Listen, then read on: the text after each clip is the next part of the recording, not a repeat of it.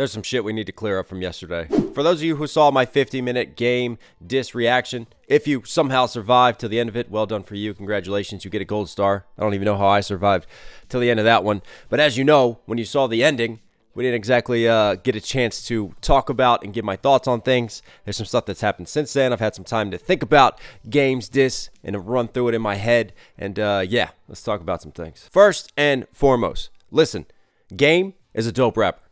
I am not going to throw that Game's way. There's some ridiculous comments like Game's pen game isn't there. No. Game's a dope rapper. There's some very good bars that are laced throughout this diss track. There's some very good thought processes that I broke down and some really good concepts that he tried to run with. There's substance to it. There's definitely layers.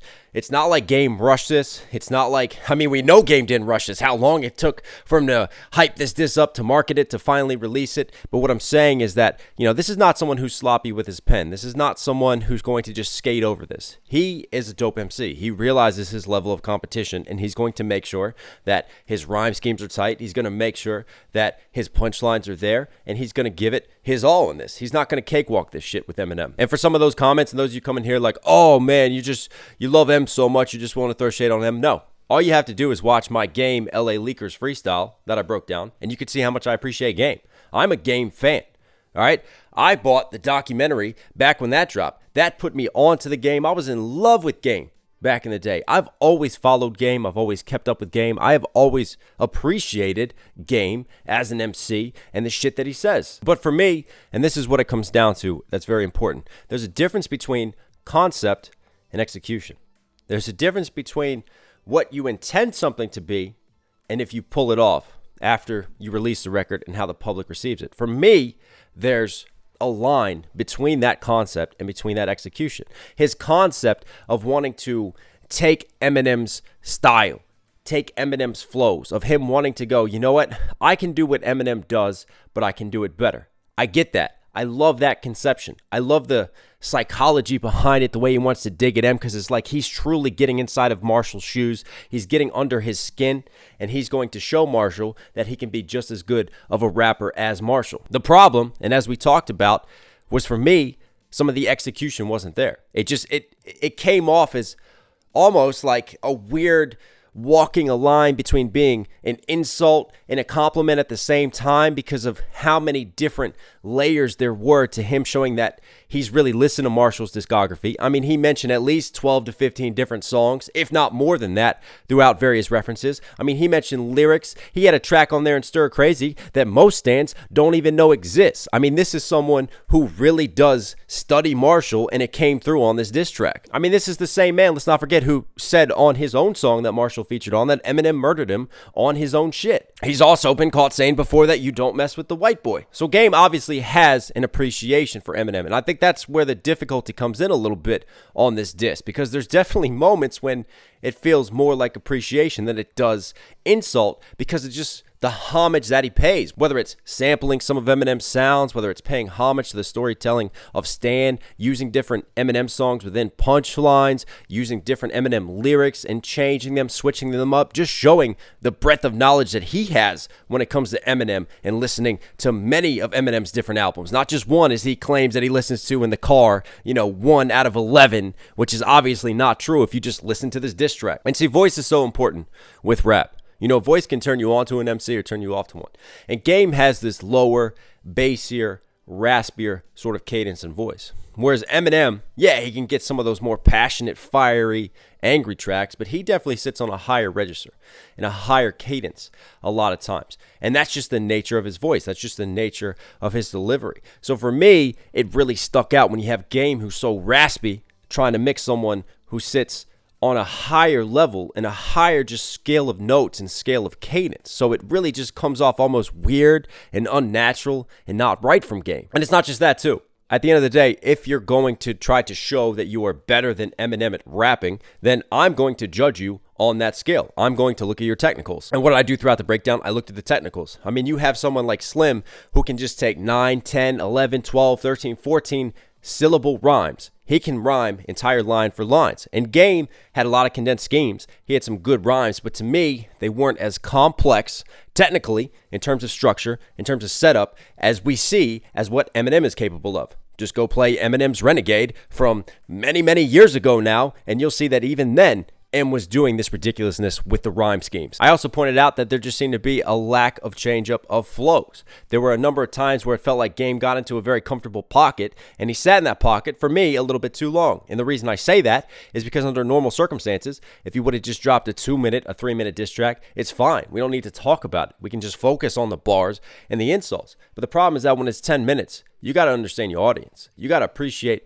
who's listening. And you got to appreciate trying to keep engagement. I mean, a 10-minute diss track, even if Eminem dropped a 10-minute diss track against Game, it's going to be hard to tune in and pay attention that entire time. Like, you really got to think about how you're going to switch it up with the flow changes, how you're going to keep it interesting. And you guys saw me through this reaction. It was my first time listening to it. I mean, I can only be raw and in the moment. If I start to drop out and I start to zone out, someone who sits here and really works hard to break down bars and to stay tuned in all the time, you know that there's an issue. And that's not speaking to Game's talent. That's not knocking Game as an MC. That's just saying maybe it wasn't the best of decisions to drop a 10-minute diss track. Again, appreciate who's going to be listening to this. You're going to get a ton of attention on this. You know, come with the heaviest, hardest hitting bars and shit that you have and do it in 3 minutes. Punch them quickly and get out, man. So everybody's just shocked, kind of like MGK did with Rap Devil. You know, he shocked the world. He surprised it. He took his jabs, he took his punches, but then he got out of there. You know, MGK wasn't dancing around a track for 10 minutes, and it really had that lasting impact and effect on people that I feel like Game could have had more of if he didn't make this 10 minutes, because people are going to immediately look at that track length and they're done from there. And for me, again, this is critique looking at, you know, more of a technical, higher level perspective. There were definitely some bars that Game had in there where he's contradicting himself in a sense. I mean, even the title of the track, the Black Slim Shady, like, he's insulting Eminem. He's insulting his shady style. He's insulting all these Eminem gimmicks. He's trying to use satire, you know, trying to imbue the ridiculousness through his bars, through his own lyrics, showing that, you know, how ridiculous Eminem is, but also that he can do Eminem's ridiculousness better than he can. But at the same time, there's plenty of references and bars when Game wants you to think that he's like the black version of Eminem. And he even says that. So how can you turn around and diss someone and attack them from one angle and insult them, but at the same time try to say that you are them, that you are a version of them? I just feel like maybe Black Slim Shady is not the title and the concept you want to go for when you start to break down and look at the concepts and the bars that Game is giving us throughout this. You know, you can't insult this and turn around and say, I am this. In a way, ironically, you're insulting yourself. I mean, look, I've been doing this long enough now. Like, I've heard so many Eminem disses. We've spent hours breaking them down on this channel. Like, if I'm going to diss Marshall, I'm going to not only study Marshall's stuff, I'm going to study the diss tracks against him. I'm going to look at what's worked in the past and what hasn't worked. And for me, so many of these concepts and lines, whether it's pulling the race card, it's not like we haven't seen Nick Cannon do that. It's not like we haven't seen Benzino do that, saying Eminem just wants to be black. He hasn't given anything to the culture. Like, I didn't get anything necessarily new from Game.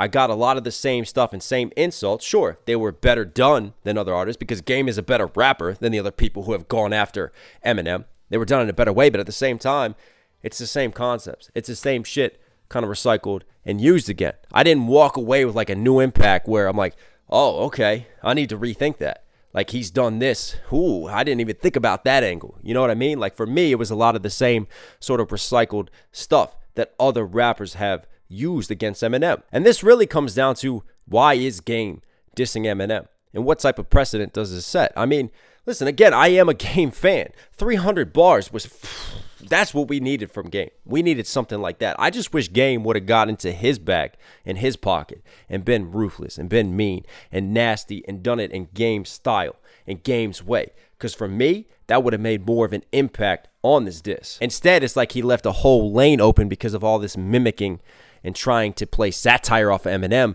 that it doesn't necessarily always connect with people. It's not going to hit with everyone the same way as if Game just came out, was Game, and used those same disses and those same clever setups and schemes to diss Eminem with. But back to this talk of precedent and, you know, justifying it. I also feel like Game doesn't necessarily have as much ammunition because it's not like there's been a recent fallout between Game and Eminem. It's not like there's a lot of reasons for Game to go after Eminem.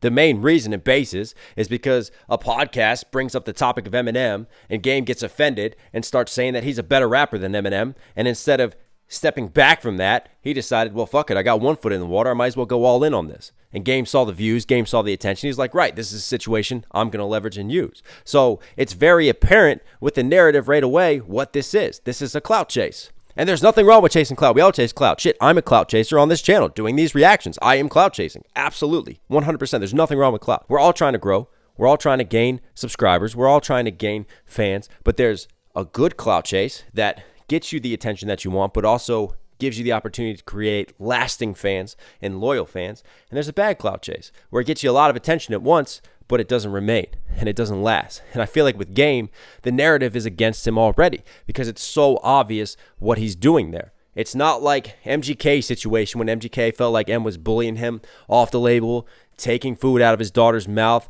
You know, there were situations happening there in the moment between him and M. If Game wanted to do this diss, it felt like it would have been better 15 years ago when he fell out with Aftermath, when he fell out with everything. This just feels out of place, out of context, and out of time. You know, if someone else feels like another rapper is better than me, does that mean that I have to go drop a 10-minute diss against that rapper, that I have to go drag that artist through the mug because someone else's opinion thinks that they're better than me? Like, you understand what I'm saying with the psychology of this, right? Like, there's different narratives going into diss tracks. And it's all about, listen, music is subjective at the end of the day. And it's like an election. Public opinion does weigh in on these things. And you could swing public opinion depending on how the narrative goes behind these diss tracks. It doesn't matter what you do in the diss track necessarily. There's also a huge narrative behind it. And it's almost like playing the PR game in a sense. And I just feel like the narrative is so against Game. And I feel bad for Game from that perspective because I want to see Game succeed. Again, I like Game. But is he going to drop like 20 other diss tracks against other artists? What happens when someone turns around and says Jay-Z's a better rapper than him? Are we getting a Jay diss now for 20 minutes? Are we getting a Nas diss when someone says that? A Rakim diss? You get what I'm saying, right?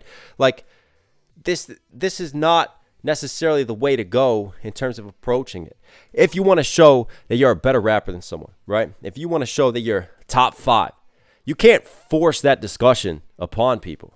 People need to naturally have that discussion and that debate, and you do that through just talking on this microphone. You do that through dropping hot records. You have classic discographies. You have great timeless albums that you drop that blow people away, that get them talking about it, talking about your talent, talking about your pen game and potential. Instead of getting in the booth and dropping a diss record that feels kind of empty at times because you don't have as much to say. It's just generic disses because, again, you're not having a true fallout with that artist. You know, you're not really having that true inherent motivation to diss them. You're dissing them for different reasons. Why? Because you want to show that you're better? No, that there's many other ways to show someone that you're better. You get what I'm saying? I'm not going to turn around and go try to diss like 20, 30 rappers because you out there in the comment section or other people are saying these people are better than me. That's their opinion. That is their subjective opinion at the end of the day. No, I'm going to talk through my music. I'm going to keep working my ass off. I'm going to keep honing my pen. I'm going to keep trying to get better each and every record that I put out and evolve. That's how it works. I don't know. I've done enough talking. What do you guys think? Was this a W for Game? Was this an L for Game? Let me know what you think in the comment section down below. As always, I love you guys. Listen, if you're here at the end, subscribe and notifications on. It really does go a long way. It supports me. Also, did you see my reaction? How'd you feel about it? Did you get through the end with me? Let me all know down below. All right, guys, I'll catch you again.